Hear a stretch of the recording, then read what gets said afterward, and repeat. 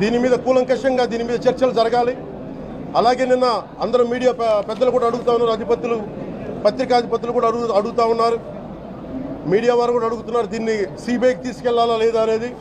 అది గౌరవ ముఖ్యమంత్రి గారు నిర్ణయం తీసుకోమని మీరు सरकार से भी बात चल रही है कि सीबीआई इंक्वायरी की डिमांड की है, सीबीआई इंक्वायरी की डिमांड की है. उसके ऊपर ऑनरेबल चीफ मिनिस्टर स्टेटमेंट भी करेगा. సార్ ప్రసాదంలో జంతువశేషాలు వాడడం మీద ఏమన్నా ఎంక్వైరీ ఏమన్నా మీకు ఈ రోజు వచ్చిన రిపోర్ట్ లో ఎవిడెన్స్ వచ్చాయి. ఈ విచారణ ప్రాసెస్ కి ఆంధ్రప్రదేశ్ రాష్ట్ర ప్రభుత్వం ఎందుకో ముందుకు రావట్లేదు.